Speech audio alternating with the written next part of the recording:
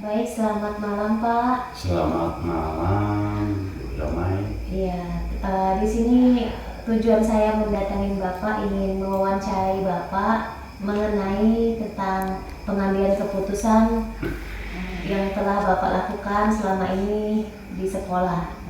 Nah, adapun di sini saya akan mengajukan 8 pertanyaan Pak terkait dilema etika. Oke, jadi dipersilakan. Kemungkinan dari pertanyaan itu mungkin ada yang bisa kita jawab, mungkin nanti ditambahkan yang lain gitu. Baik, terima kasih. Jadi kita langsung di pertanyaan pertama. Izin ya Pak ya. Ya, silakan. Selama ini, bagaimana Bapak dapat mengidentifikasi kasus-kasus yang merupakan dilema etika atau bujukan moral? Nah, untuk kita mengidentifikasi kasus-kasus yang sering, mungkin yang sering ya, tapi tidak untuk kasus-kasus yang timbul di sekolah, misalkan dilema etika yang sekarang ini lagi gencar-gencarnya masalah etika. Jadi melibatkan penilaian, artinya kita melihat anak-anak itu seperti apa dari pergaulan sehari-hari. Nah, maka kasus-kasus itu perlu kita seleksi, kita identifikasi. Nah, kita berikan satu penilaian mana kasus yang paling fatal, mana yang tidak fatal.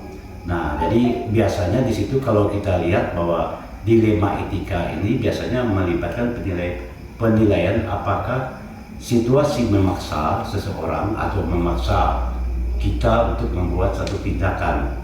Tindakan di sini artinya membuat keputusan. Kadang-kadang juga ada keputusan yang sulit dari tindakan yang bertentangan. Kadang-kadang kita lihat di situ. Konsekuensinya adalah kita memiliki konsekuensi moral yang signifikan, misalkan ada konflik nilai dan prinsip nilai. Ada misalkan dilema etika ini muncul ketika seorang anak dihadapkan pada situasi di mana 2 atau lebih nilai. Nilai ini kan yang bisa kita ukur, terukur. Nah, nilai-nilai kita lihat, oh nilai ini perbuatannya begini, nggak bisa kita tolerir. Kalau buat seperti ini masih bisa kita berikan sanggahan seperti itu. Nah, jadi bahwa misalkanlah contoh, misalkan kita buat analoginya seperti ini. Misalnya dokter itu dihadapkan pada pilihan untuk menjaga kerahasiaan pasien. Nah, ini kita buat analoginya seperti itu. Atau mungkin kita melanggar kerahasiaan untuk mencegah bahaya serius bagi orang lain. Nah, ini kita buat analoginya seperti itu, sama dengan anak. Ada hal-hal yang tertutup, ada hal-hal yang tidak kita yang terbuka, artinya yang tertutup tadi ya kita rahasiakan. Nah, kita buatnya untuk analoginya seperti itu. Nah, lalu sebagai kepala sekolah memang harus berhati-hati membuat satu keputusan, membuat satu tindakan, dan yang sampai nanti kita membuat tindakan yang tidak sesuai dengan etika kita sebagai tenaga pengajar, sebagai guru, sekaligus sebagai pimpinan di sekolah. Jadi kita harus hati-hati membuat satu keputusan. Nah, itu dilema memang, dilema yang sering muncul bukan hanya di sekolah SC023 saja, mungkin di setiap sekolah punya dilema tertentu. Memang banyak sih yang perlu kita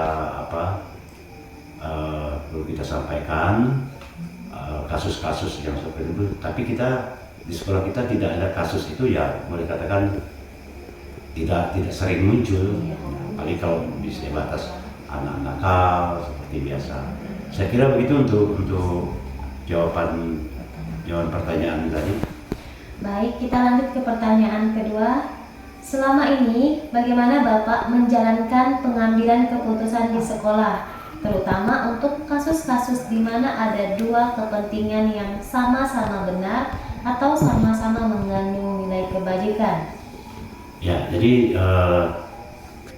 dalam pengambilan keputusan sebagai kepala sekolah, terutama kasus-kasus yang melibatkan dilema etika ini, itu memerlukan pendekatan yang tentunya hati-hati tadi. apa yang disampaikan di atas tadi, bahwa kita harus selalu hati-hati dan mempertimbangkan aspek termasuk prinsip moral, kebijakan sekolah yang harus dilakukan. Misalnya siswa punya juga harus seperti apa. Jadi perlakuan kita terhadap siswa yang punya dilema etika ini ya harus kita buat seperti apa. Artinya kita tidak menekan si A, si B, si C, karena dua sisi yang berbeda kan. Jadi kalau kita membuat satu keputusan itu, ada langkah-langkah yang perlu kita jalankan dalam mengambil sebuah keputusan. Yang pertama, kita mengidentifikasi masalah dengan jelas, apa masalahnya. Nah, langkah pertama inti masalahnya yang secara menyeluruh. Nah, kita lihat di situ konteksnya, dilemanya etikanya apa. Nah, berarti apakah kita mengidentifikasi nilai-nilai tadi atau prinsip-prinsip moral. Nah, nilai-nilai itu kan berarti nilai-nilai atau tata krama, aturan kan, nilai moral tadi, nilai dan moral. Perilakunya seperti apa. Jadi ada nilai, misalnya nilai-nilai atau sama dengan norma-norma yang berlaku di masyarakat maupun di sekolah. Nah, kita juga di sekolah kan punya ada peraturan sekolah. Nah, jadi nilai moral atau nilai-nilai atau prinsip-prinsip moral yang saling bertentangan tadi, yang bertentangan pihak-pihak yang terlibat. Jadi sekolah mempertimbangkan kepentingan siswa. Ya, kepentingan siswa, kita lihat siswa seperti apa, mungkin staf sekolahnya seperti apa, juga kebijakan sekolah yang relevan. Jadi itu yang perlu kita ketahui, bahwa kita identifikasi dulu masalah. Yang kemudian yang kedua, kita melibatkan semua pihak yang terlibat. Siapa-siapa saja yang terlibat di sekolah. Nah, misalnya ada selain kepala sekolah ya, jadi yang dilibatkan di pihak-pihak yang berkepentingan, misalnya guru, ada siswa yang lain, guru tadi, siswa orang tua kan, atau orang tua siswa, atau tenaga administratif sekolah. Ada misal kalau kita punya sekolah yang sudah maju kan ada konselornya, bimbingan dan konselingnya. Nah, kita dialog dengan pihak-pihak terkait. Nah, bagaimana menggali informasi yang lebih dalam, memiliki pandangan yang berbeda dalam mencari solusi yang adil. Jadi kita tidak memaksa harus si A salah, si B benar, atau si B benar salah. Jadi kita ambil jalan tengahnya. Jadi bagaimana cara kita memperbaiki nilai-nilai kehidupan siswa kita di sekolah, moralnya seperti apa. Nah, itu yang perlu kita terapkan di sekolah. Jadi nilai dan moral itu yang perlu kita terapkan di sekolah. Nah, contoh misalnya ada dalam kasus penindasan, misalnya pembulian. Sekarang ini kan lagi gencar-gencarnya bahwa pembulian terhadap siswa, atau mungkin guru juga membuli siswanya. Misalkan mungkin di sekolah itu, di kelas itu misalkan dia tidak bisa baca, itu disuruh. Artinya dalam pemikiran anak ini bisa saja nanti dia akan menjadi down, artinya tidak bergairah lagi karena setiap hari disuruh itu. Nah, di sini peran kita guru kelas itu jangan bagaimana memanage anak yang seperti itu tadi, yang yang nggak bisa baca, yang malas menulis dan sebagainya. Kan kita kasus-kasusnya banyak. Ada yang masih kurang lancar baca, ada yang lancar baca, ada yang malas menulis atau dan sebagainya. Itu yang kita perlu pertimbangkan di situ. Jadi pihak-pihak yang terlibat tadi, yang guru, orang tua, termasuk tenaga administrasi, kemudian mungkin kalau di sekolah ada konselor, tapi konselor biasanya wali kelas. Nah, jadi biasanya kalau di sekolah kita kan biasanya coba wali kelas dulu yang menasihati. Jadi tanya dulu, jangan langsung marah, jangan nadanya tinggi. Artinya kita dengan anak SD ini kan ibaratnya kita sayang dulu, baru nanti kita tanya. Nah, kalau langsung bahasa nadanya kita tinggi, berarti anak tidak akan terbuka masalah apa yang mereka lakukan seperti itu. Nah, kemudian dalam pengambilan keputusan ini yang etis lah gitulah. Model pengambilan keputusan etis ini dapat digunakan untuk membantu menganalisis dilema kita mencari solusi yang terbaik. Misalkan ya, jadi nggak mungkin kita langsung ke ranah hukum dan sebagainya karena namanya anak-anak ini, kenakalan anak-anak ini kan luar biasa. Ini yang harus kita perhatikan. Oke, seperti itu jawaban. Baik Pak, jadi tadi sebenarnya saya ingin menanyakan langkah-langkah atau prosedur apa yang biasa Bapak lakukan, tapi sudah sangat jelas menurut saya, sangat baik pemaparan yang Bapak sampaikan kepada saya. Jadi mungkin itu pertanyaan, saya langsung loncat saja Pak, langsung ke apakah Bapak memiliki sebuah jadwal tertentu dalam sebuah penyelesaian kasus dilema etika? Apakah Bapak langsung menyelesaikan di tempat atau memiliki sebuah jadwal untuk menyelesaikannya? Bentuk dan prosedur apa yang Bapak jalankan? Nah, mungkin tadi kalau langkah-langkahnya kan seperti itu ya. Iya. Jadi langkah-langkahnya, prosedur seperti apa. Nah, mungkin hampir mirip saja sih ini antara langkah-langkah prosedur yang dilakukan dalam pengambilan keputusan. Nah, terutama dalam pengambilan keputusan tadi, seperti kalau kita di sekolah itu punya prosedur sistematis dan terstruktur, tujuannya untuk memastikan bahwa keputusan diambil berdasarkan informasi yang lengkap. Jadi kita gali dulu informasinya, apa masalahnya, tanpa jangan sampai kita langsung memvonis bahwa anak itu salah. Nah, tadi langkahnya kita identifikasi dulu masalah.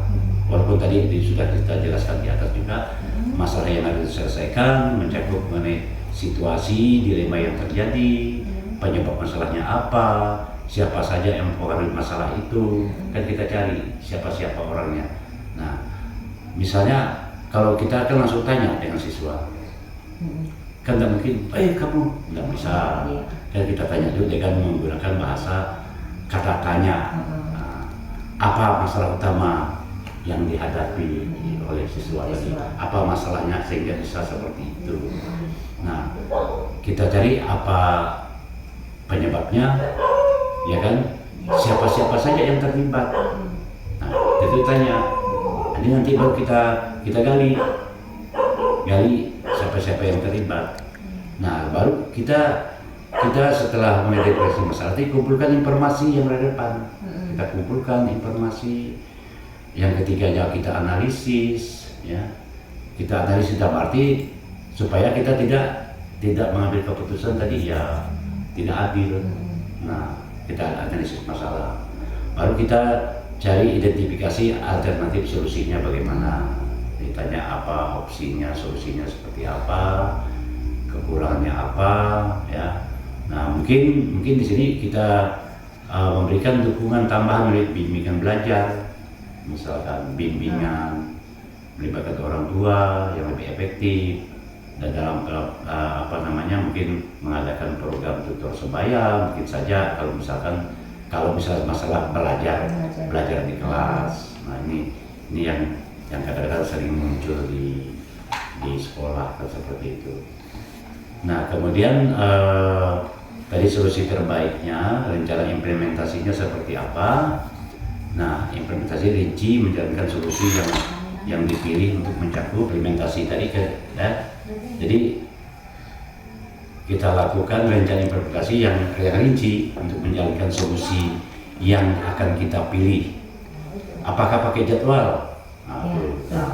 Biasanya apakah pakai jadwal, sumber daya yang dibutuhkan, atau orang yang bertanggung jawab. Nah, jadi kita tanya dulu bagaimana cara solusi itu. Kita ada penggunaan kata pertanyaan bagaimana. Nah, siapa yang bertanggung jawab? Kapan harus diselesaikan? Nah, ada yang paling kita ini kan kapan harus diselesaikan. Nah, kita kalau di sekolah kan sebagai pimpinan sekolah jangan membiarkan kasus ini lama-lama. Artinya ya kita misalnya di kelas, ada wali kelasnya. Wali kelasnya kita panggil. Nah, ini kita hadapkan permasalahannya. Mungkin tadi kita panggil ada beberapa siswa yang terlibat dalam etika yang kurang baik tadi, nilai-nilai dan moralnya yang kurang tadi, sehingga terjadi perselisihan paham seperti itu. Nah, lantas baru kita melaksanakan keputusan. Nah, misalnya keputusan apa yang kita lakukan, tentunya tadi ya harus ya.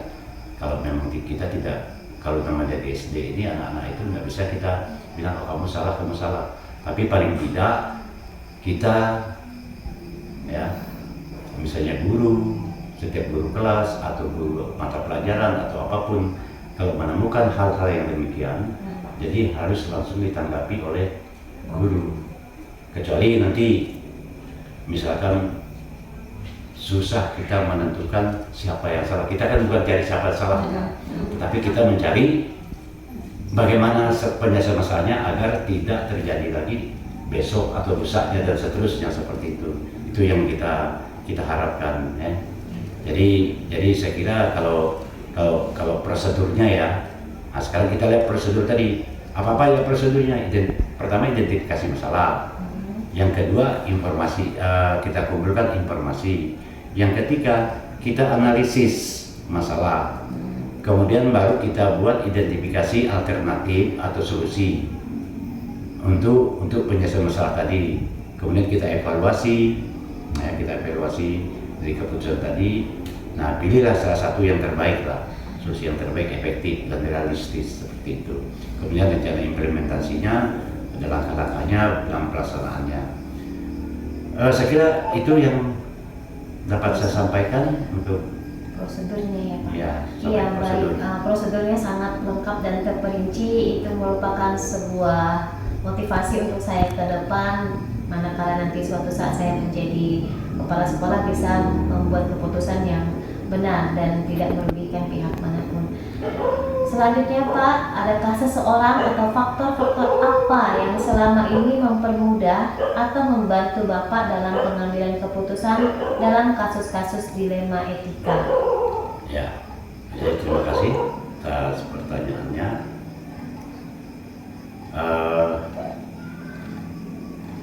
Orang-orang yang terlibat yang dalam pengambilan keputusan tadi, ya,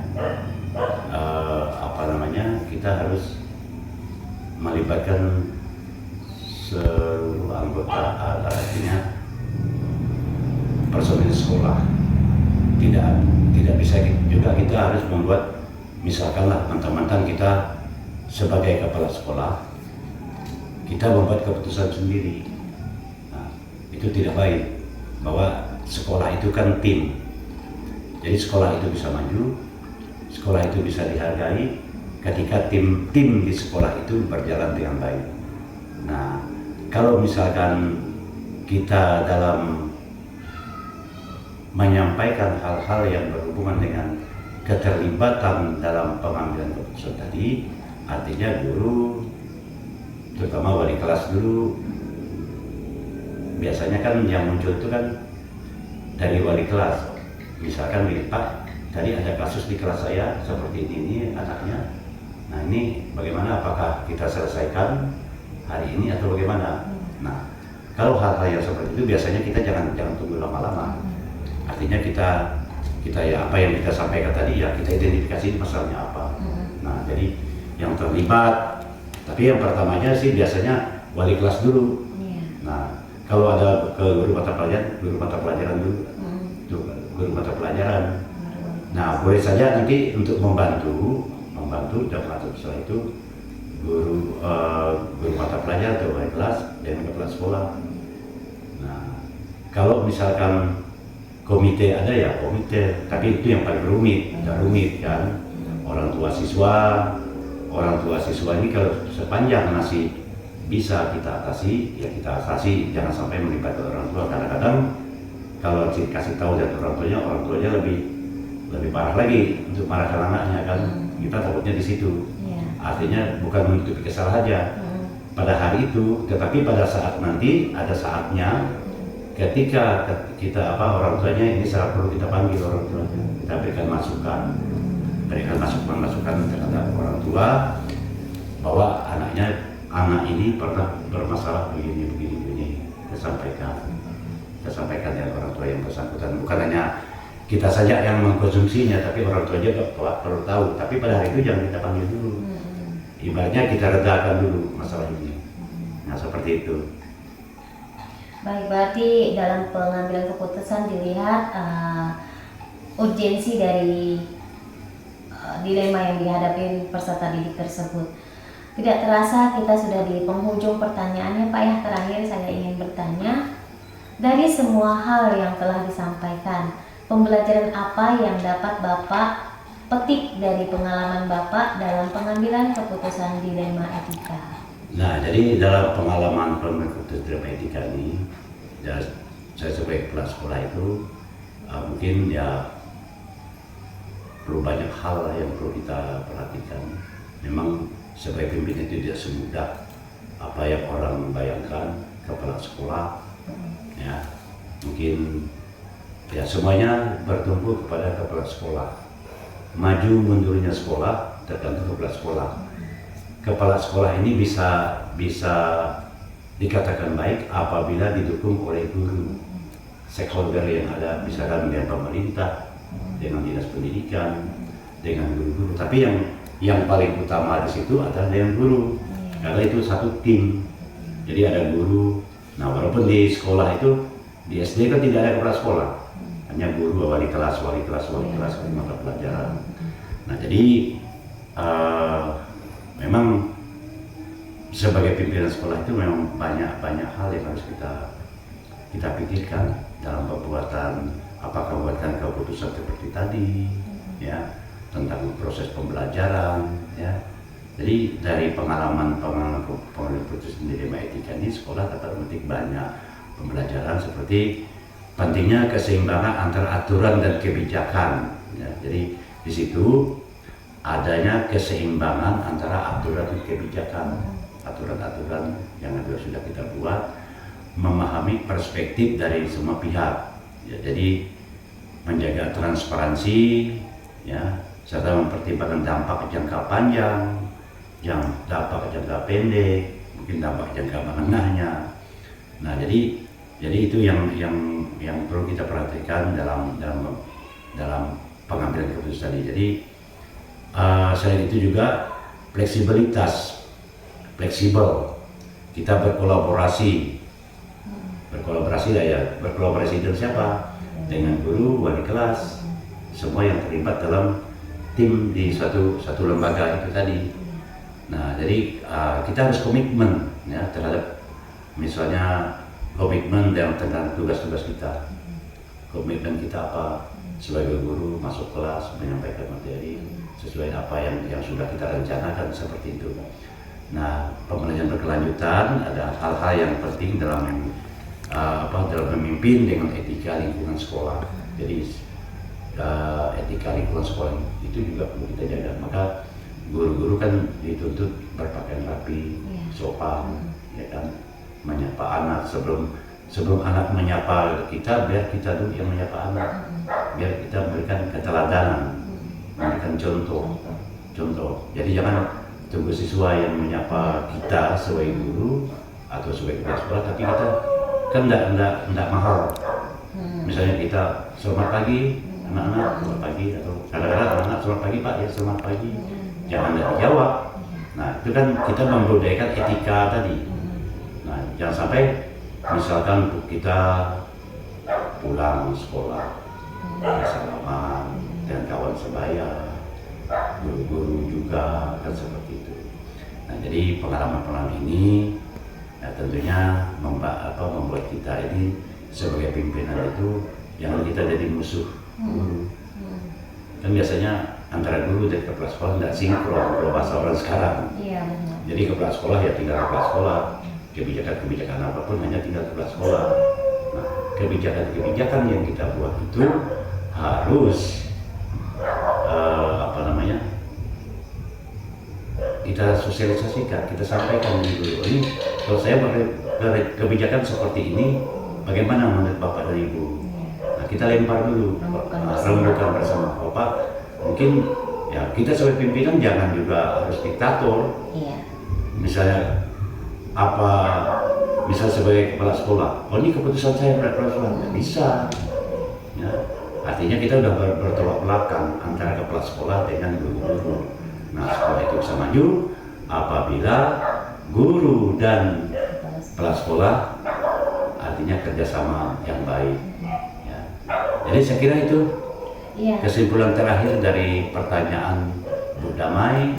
Mudah-mudahan ini bisa bermanfaat, bisa menjadikan acuan nanti apabila Bu Damai nanti lulus dari CGP ya, Calon Guru Penggerak, sesuai dengan aturan pemerintah bahwa sebagai pimpinan memiliki jabatan sebagai kepala sekolah harus melalui jalan ini dulu. Jadi ini pengalaman yang dapat saya sampaikan, apa yang nanti mudah-mudahan menjadi modal Bu Damai nanti di kemudian hari. Saya kira hanya itu yang dapat sempat saya sampaikan, ya. Iya. Lagi saya ucapkan selamat kepada Ibu Damai. Mudah-mudahan ini berlanjut, ya. Baik, Pak. Terima kasih banyak Pak atas pengalaman-pengalaman hebat yang telah Bapak sampaikan kepada saya. Ini merupakan suatu motivasi dan PR saya ke depannya untuk menjadi lebih baik lagi. Terima kasih atas waktu dan kesempatannya pada hari ini ya Pak ya. Oke. Selamat malam. Selamat malam ya. Dari